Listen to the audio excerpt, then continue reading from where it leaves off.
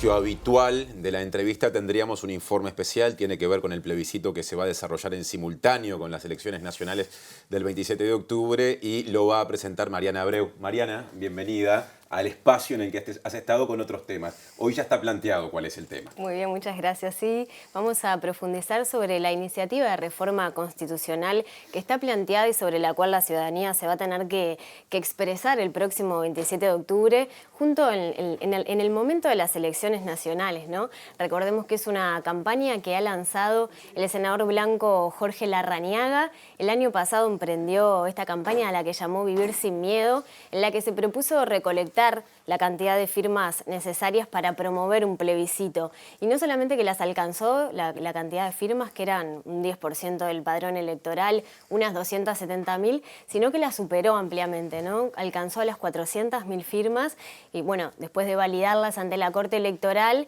se va a realizar finalmente este plebiscito, como decíamos, el 27 de octubre. Justamente con las elecciones nacionales. Claro, así es. ¿Y cuáles son los principales puntos de la reforma? Hay 4 puntos, básicamente, pero antes una pequeña introducción que tiene que ver con el punto de partida, ¿no? Esta es una reforma que se plantea como la solución o las posibles soluciones para combatir la inseguridad, ¿no? Es una reforma contra la delincuencia, así lo planteó Larrañaga en la cadena nacional, en la que tuvo oportunidad de promover esta iniciativa, ¿no? De propagandearla.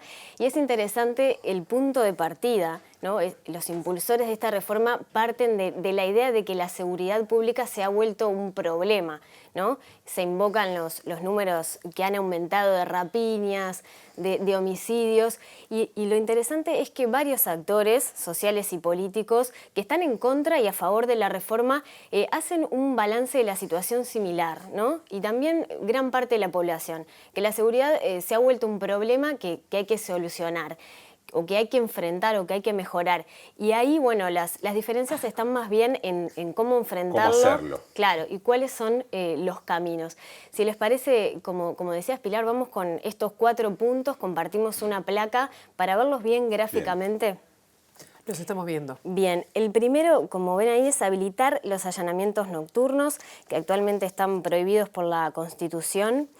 Crear una Guardia Nacional con integrantes de las Fuerzas Armadas para cumplir funciones de seguridad pública interior. Concretamente se habla de 2.000 efectivos militares que integrarían esta guardia.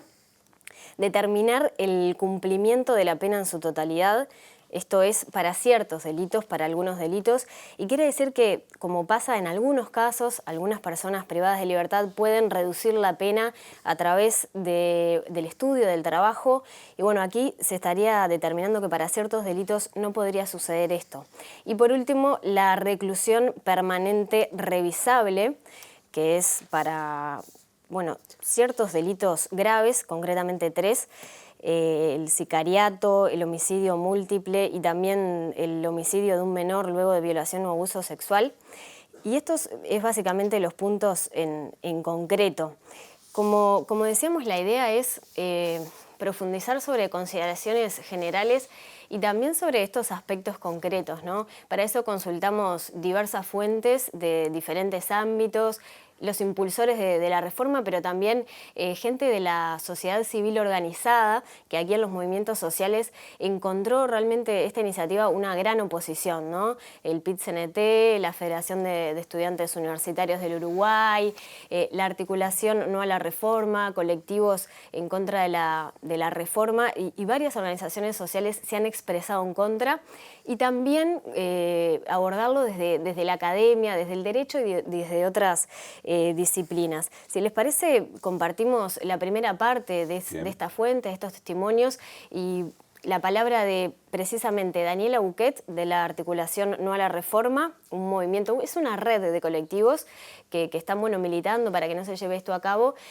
También Daniel Och, que es abogado, constitucionalista, especialista en derechos humanos y también docente universitario, y Juan Andrés Ramírez, quien fue uno de los redactores de esta reforma, dirigente del Partido Nacional. Ex-ministro del Interior. Ex-ministro del Interior, y bueno, está integrando Alianza Nacional, el sector de Jorge Larrañaga. Si les parece, compartimos a ver qué tienen para decir sobre el allanamiento nocturno. Bien.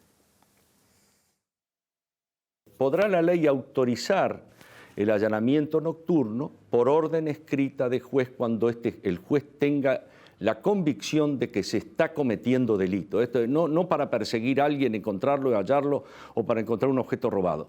No. Cuando se tiene la convicción que se está cometiendo delito, por ejemplo, prostituyendo menores, atentando contra mujeres, vendiendo pasta base o cualquier otro delito, y el juez tiene la convicción de que se está cometiendo delito, puede dar una orden de allanamiento nocturno y, por supuesto, controlar el allanamiento. Lo principal acá es que es una medida ineficiente, ¿no? O sea, ir a atacar el narcotráfico en los puntos de venta es como atacar la superficialidad. Sabemos perfectamente que si se ataca una boca de drogas, a los 2 días se coloca 2 casas al lado, ¿no?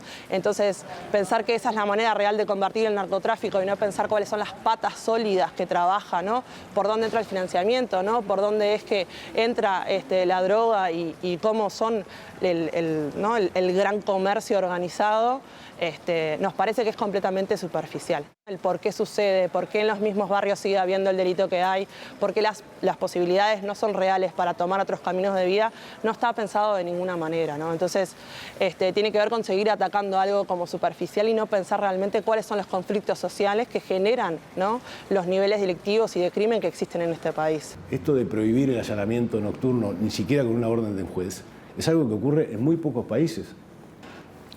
Yo el relevamiento que hice de países que tienen una democracia consolidada y prestigiosa, Canadá, Japón, Alemania, Austria, Francia, Italia, lo que tenés es que la protección que hay en materia de domicilio es que la policía administrativa no puede ingresar a él sin orden judicial. Es decir, la protección política, la garantía que tienen los habitantes es la intervención necesaria y preceptiva de un juez. Ha habido pronunciamientos de Amnistía y de la Institución Nacional de Derechos Humanos invocando el derecho internacional de los derechos humanos. Sería un descenso de derechos si se permitiera a la policía intervenir sin orden judicial, registrar un domicilio. Me quedo con esto último. Hoy ni siquiera con orden judicial se puede entrar a una casa, a un hogar sagrado inviolable, ¿no? Pero acá la justicia quedaría, Mariana, como, digamos, garantía de la ciudadanía. Exactamente, para horas de la noche es así, y esto lo que hace es habilitar que para de noche, en las mismas condiciones que se producen los allanamientos hoy en día por parte de la policía y a hogares, a casas particulares, pero con la característica de que se puedan hacer también en la noche. Hoy en día se pueden bordear las casas, se puede acordonar, ¿no?, el recinto, pero no se puede ingresar hasta que amanezca, por ejemplo, ¿no?, o antes del anochecer. Y bueno, ahí Daniel Och hacía mención a pronunciamientos de Amnistía Internacional que tenía reparos en el tema de que la falta de luz, porque eso es lo que cambia, ¿no?, en realidad, que la falta de luz podría ocasionar como vulnerabilidades en la seguridad de los vecinos, de los transeúntes. Los sindicatos policiales del interior también planteaban algo similar, ¿no?, la seguridad de los policías.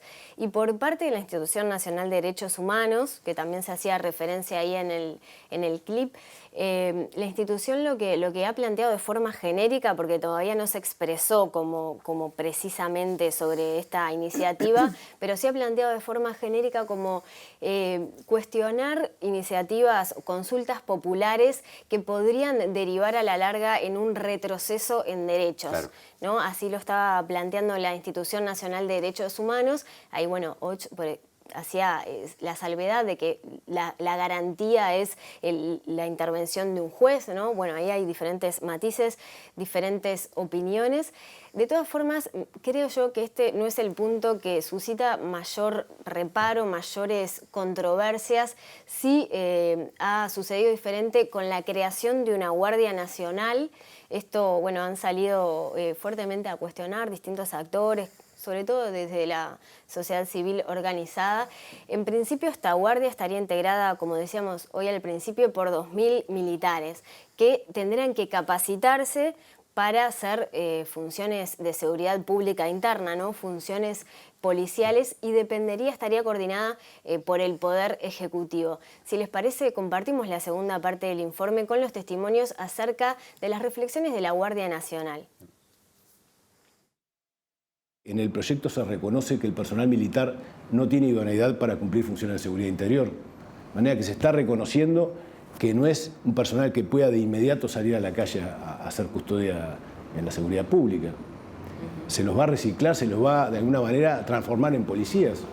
Pero ¿cómo va a ser este proceso? No está especificado. No está especificado y sería de muy mala técnica constituyente que en una constitución se especifique en qué va a consistir. ¿Por qué no atribuirle estas funciones a justamente los policías que ya están capacitados para esto?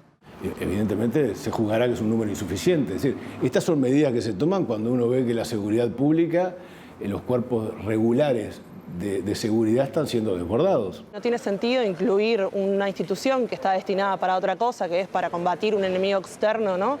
Para una situación bélica, pensarla para la seguridad interna. Cuando ya tenemos a la policía, que se están haciendo cambios y que la idea es, ¿por qué no pensar en la institución que ya existe para la seguridad interna, seguirla repensando, seguirla reformando para que no realmente cumpla sus cometidos? Estamos planteando que si queremos meter al ejército en la seguridad interna es porque entonces estamos planteando que hay una situación de guerra, ¿no? Cuando en realidad tenemos que dejar de pensar en la sociedad toda compartimentada y dividida si queremos realmente cambiar la convivencia, ¿no? y que la violencia no sea una forma de respuesta. En Europa, principalmente, todas las instituciones que tienen que ver con los militares en la seguridad interna tienen la razón de ser del terrorismo, ¿no? Y en los casos latinoamericanos, cuando se incluye a los militares, a la Guardia Interna, la violencia aumenta. Una de las líneas que nosotros manejamos es que esto es más de lo mismo, ¿no? Esta idea de que es una propuesta nueva, innovadora, en realidad no tiene nada de eso. Es una cosa que ya viene sucediendo. Y la inclusión de los militares, tanto en la Guardia Republicana como en el Proyecto Pado, como en las zonas fronterizas y en las cárceles, demuestra que los delitos no bajan. Un cuerpo con disciplina militar, con manejo de armamento, el mismo armamento de la policía, pero conocen el uso de las armas, y bajo las órdenes de los fiscales y los jueces para para tener el acometimiento contra determinados tipos de delitos que los fiscales o los jueces entiendan que corresponden. ¿Qué pasa con las realidades latinoamericanas, México y Brasil, donde se ha militarizado también la policía y hay grandes índices de violencia? A ver, vamos por partes. En Brasil lo que actúa es la policía militar, que no es lo que nosotros queremos. Nosotros queremos tomar personal de las Fuerzas Armadas, ¿no es así?, y estructurar una Guardia Nacional a imagen y semejanza de los Carabineros de Chile, de la Guardia Civil Española, de los Carabineros italianos o la Gendarmería francesa. Ahí estaban los ejemplos internacionales que ponía Ramírez después de cuestionamientos a esa idea que escuchamos y vimos antes, Mariana. Sí, y es curioso que según quien hable, ¿no?, desde donde se mire, se invocan ejemplos distintos, sí, ¿no? Latinoamérica, Europa, y eso tiene un poco que ver, más allá con estrategias discursivas, con que hay aspectos de la Guardia Nacional que se van a saldar, que van a quedar claros en la reglamentación, ¿no? Porque recordemos que la Constitución es una norma marco que es, bueno, tiene superioridad, es de mayor categoría que todas las otras leyes, pero no regula aspectos tan concretos. Entonces, por ejemplo, ¿cuánto va a durar la formación de estos militares que van a pasar a cumplir funciones policiales? ¿Cuánto y cómo va a ser esta formación? ¿De dónde se va a sacar el dinero para equiparar los sueldos? Como también plantea esta iniciativa del personal militar a los sueldos del personal policial. Por ejemplo, entre otras cosas, ¿no? Incluso eso se va a saldar en las leyes específicas luego. Incluso se va a poder modificar. Nosotros, la RANEAD nos decía, por ejemplo, que está pensado 2.000 efectivos para el arranque, y le preguntamos ¿por qué este número? ¿Por qué no 1.800 o 2.100? Y nos decía que, bueno, consideraban que este número era adecuado para comenzar, pero que se podía modificar y se podía ampliar en un futuro. O sea, que en un futuro esta guardia, de aprobarse esta reforma, podría integrar más militares, ¿no? Entonces, bueno, hay que ver un poco cómo después se va a poner en práctica todo esto. Que era uno de los puntos que decías al principio, Mariana, que generaba quizás más rechazo la presencia de militares en la calle cumpliendo otras funciones, ¿no? Sí. Que Sí. ahí decía Larrañaga, pero ya hay, está la habilitación para trabajar en frontera, custodiar la frontera o las cárceles. Claro. Pero que no es lo mismo. Claro, sí, tal cual, porque bueno, ahí el aspecto de la formación de los militares es importante por esto, ¿no? Están formados con una disciplina específica, formados para destruir un enemigo, para ir a la guerra. Es diferente a estar en contacto con población civil, con resolver conflictos de seguridad civil, ¿no? Entonces, bueno, ahí uno de los argumentos más fuertes. Y como decías, esto de incluir militares en la seguridad pública no es algo que viene a plantear como algo nuevo esta reforma, ¿no? Esto se viene llevando a cabo desde hace décadas. Y se ha profundizado también en estos gobiernos frente amplistas. Hay varios ejemplos, por mencionar solo dos. En 2011 pasaron cientos de efectivos militares a depender del Ministerio del Interior. Bueno, está la ley de vigilancia en las fronteras que todavía no se reglamentó.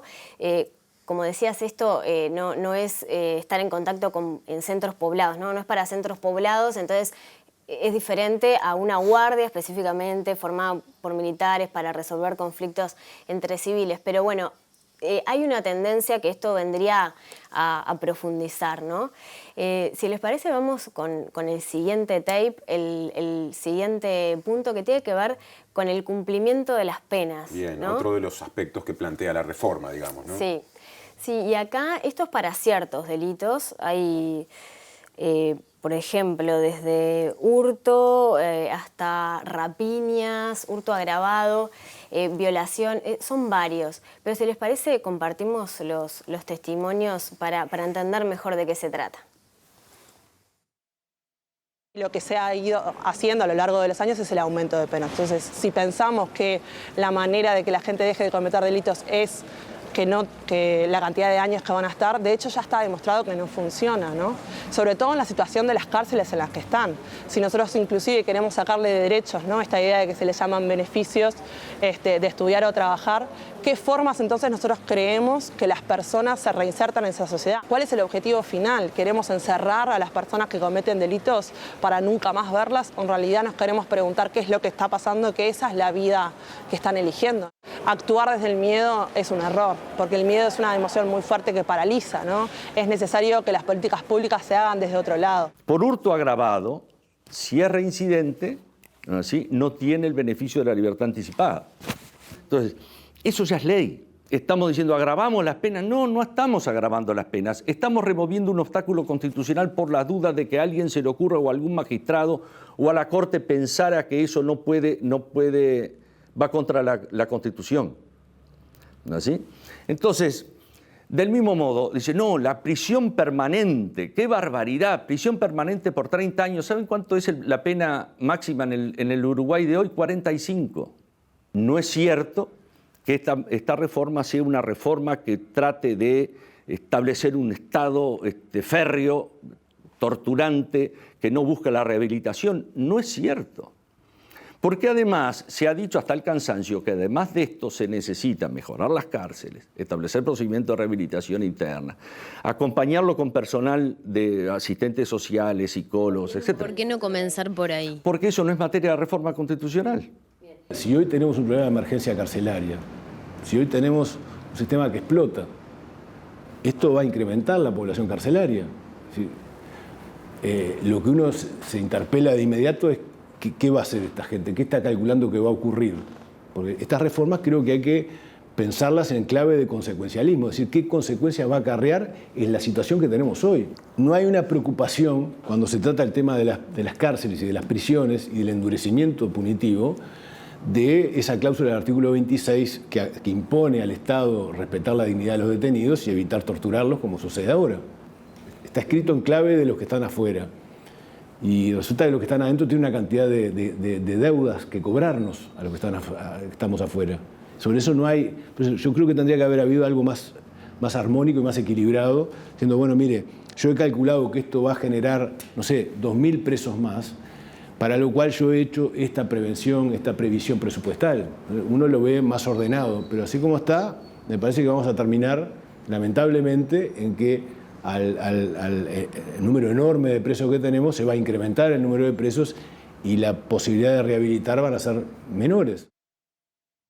Bueno, el tema carcelario es uno de los temas candentes, ¿no? Cuando además Uruguay ha sido observado por este tema en el marco de la prevención de la tortura, cuando vino un consultor de Naciones Unidas acá, como diciendo, bueno, Uruguay con el tema de cárceles tiene un gran debe y con esto se podría agravar, ¿no? Es cierto. Sí, también informes del comisionado penitenciario parlamentario, Juan Miguel Petit, que ha hecho advertencias en este sentido, ¿no? Un informe que relevaba lo sucedido en 2018, afirmaba que la tercera parte de los presos estaban en condiciones inhumanas, degradantes, que no había cobertura asistencial en todas las cárceles y también remarcar esto de que nosotros, Uruguay tiene una tasa alta, ¿no?, de personas privadas de libertad con respecto a otros países de la región, ¿no? Entonces, bueno... con muchos más problemas de inseguridad. Claro, ahí está el tema de las cifras, ¿no? Hay quienes dicen desde el oficialismo sobre todo que si bien han aumentado las rapiñas, los homicidios, no son cifras tan alarmantes como otros países, incluso vecinos, ¿no? Incluso Brasil. O hay quienes dicen también, bueno, estos delitos opacan otras problemáticas que también tienen que ver con la inseguridad, la violencia doméstica, los delitos de abuso sexual infantil y que no resuenan tanto o digamos, no están encarados tan en los medios de comunicación, por ejemplo, o en el debate público. Pero sí, el tema del aumento del número de presos es uno de los argumentos como más fuertes. También me gustaría rescatar algo que decía Ramírez cuando le preguntamos por qué no empezar, por ejemplo, con estas medidas en el sistema carcelario o con políticas sociales. Sí. Él nos comentaba que, bueno, no son materia de reforma constitucional. Pero si nosotros vemos los 4 puntos, solo uno es materia de reforma constitucional, que es el del allanamiento nocturno. Como está prohibido en la Constitución, hay que reformarla para que esto esté habilitado. El resto se podría haber propuesto por leyes ordinarias en el Parlamento, en fin. Sin embargo, bueno, se buscó este otro mecanismo, ¿no? Se buscó este mecanismo y la población va a tener que decidir por las 4 opciones. O sea, sí o no a las 4 juntas, ¿no? No se puede decidir... Todo o nada, todo se podría nada. decir, ¿no? Sí. Y otra cosa que me gustaría rescatar también, nosotros hicimos varias solicitudes de entrevista a Jorge Larrañaga, pero bueno, nos argumentaba problemas de agenda por parte del equipo de comunicación, no tuvimos oportunidad de entrevistarlo, pero él, cuando se pronunció sobre la baja de imputabilidad, la iniciativa que no prosperó, en el 2014, él decía en un documento firmado por él, pero publicado por Alianza Nacional Subsector, se oponía a firmar para esta campaña que se llamaba Para Vivir en Paz. Sí. Hay como una analogía, ¿no? Algo similar con el nombre planteado ahora, Vivir sin Miedo. Y él decía que manejar el miedo o el hartazgo de la gente para una reforma constitucional no es ni jurídica, ni política, ni cívicamente aceptable. Así que, bueno, nos quedamos con ganas de preguntarle a Larrañaga qué es lo que cambió en todo este tiempo para que ahora se pare desde otro lugar, ¿no? y apunte al miedo como estrategia. Por último, nos gustaría compartir otra mirada, que es una mirada con un poco más de perspectiva social, más amplia si se quiere. Es del docente universitario, doctor en sociología, Luis Moraz, quien hace reflexiones sobre el sentido social, las percepciones sobre la seguridad. Muy bien. El tema tiene una particular construcción en los últimos tiempos y en eso está tanto la oposición como la administración de gobierno frente amplista. El problema nace en la droga y termina con la rapiña. ¿Qué ocurre antes de la droga? ¿Qué ocurre después de la rapiña o el homicidio? Bueno, eso parecería ser que no hace parte del debate público, no le interesa al sistema político, no le interesa a los medios de comunicación. Y no interesa tampoco qué pasa después de la persona que va presa. Las cárceles, que aparecen como la solución al problema de la inseguridad, en realidad se han convertido en un nuevo problema de inseguridad. ¿Sí? El problema del ajuste de cuentas, la cultura carcelaria que se traslada a los barrios, apunta a un modelo de sociedad que filosóficamente es peligroso. ¿Sí? Está la idea de que las personas son irrecuperables. Cuando se introduce la idea que determinadas personas son irrecuperables, yo creo que entramos en un tobogán civilizatorio realmente grave. Es cierto que los defensores de esta reforma plantean de que los militares tendrían un proceso de adaptación a la realización de tareas específicamente policiales. Sin embargo, yo creo que lo que la sociedad uruguaya está esperando de esta reforma es que los militares cumplan funciones de militares, o sea, salgan vestidos de verde con armas de guerra y, en lo posible, en vehículos de guerra. No está esperando, en definitiva, que se incorporen 2.000 nuevos policías a realizar tareas policiales. Aparece con mucha fuerza la idea de que esta reforma no tiene ideología. ¿Por qué? Porque en definitiva la inseguridad nos afecta a todos los uruguayos por igual, por encima de los colores partidarios, lo cual, si bien es cierto, no deja de ser cierto que es así, la reforma claramente propone un tipo de solución que tiene como trasfondo una ideología. ¿Por qué militarizar, por ejemplo, sacando militares al combate de la seguridad ciudadana y no extender las políticas sociales? ¿Por qué no hacer programas de prevención del consumo problemático de droga? ¿Por qué no mejorar los mecanismos de rehabilitación en las cárceles uruguayas? En definitiva, esas son opciones ideológicas, son concepciones del mundo. Todo este debate en realidad está opacando un debate más profundo acerca de las causas del delito. Hasta que no resolvamos las causas más profundas y estructurales de la violencia, no vamos a encontrar ningún tipo de solución. Aquí la opinión de Moraz con respecto a la reforma en sí. Antes, las motivaciones sociales que hay por detrás de cualquier iniciativa política desde el ojo sociológico que puede aportar él, justamente, ¿no? Exactamente. Y recordemos que esta iniciativa tuvo 400.000 firmas de respaldo, ¿no? Y según una encuesta de Cifra, ahora está en 45% la intención de voto, ¿no? Estaba en 63%, sí. Ha venido bajando. Pero esto quiere Igual decir 400.000 es mucho más de lo que podría tener Alianza Nacional, es decir, solo el sector de Larrañaga. Claro. Sorprendió la cantidad de firmas de adhesiones para llegar a este plebiscito. Sí, y ya que mencionás lo de los apoyos políticos, sí, ningún candidato a la presidencia, de los principales por lo menos, apoya esta iniciativa, ¿no? Ni siquiera el candidato del Partido Nacional, Luis Lacalle Pou. Sí han dado libertad de elección a sus votantes y, por ejemplo, el Partido Colorado, el Partido Nacional, hay listas que apoyan esta iniciativa, la 2004, o por lo menos que pondrán a disposición de los votantes las papeletas del sí. 2004, 40, 404, 71. Todas del Partido Nacional. Todas del Partido Nacional. El sector de Sartori también lo anunció. El sector de Sartori, sí. Acá el expresidente Julio María Sanguinetti dijo que estaba de acuerdo, pero que no consideraba que se pudiera hacer que fuera necesario por un cambio constitucional. Sí, hay que ver qué responde a estrategias políticas, ¿no? En un año también de elección y qué responde a motivos ideológicos. Pero bueno, vamos a estar atentos a ver qué sucede este 27 de octubre en el que se definen cosas importantes como esta. Gracias, Mariana, por el informe. Gracias a ustedes.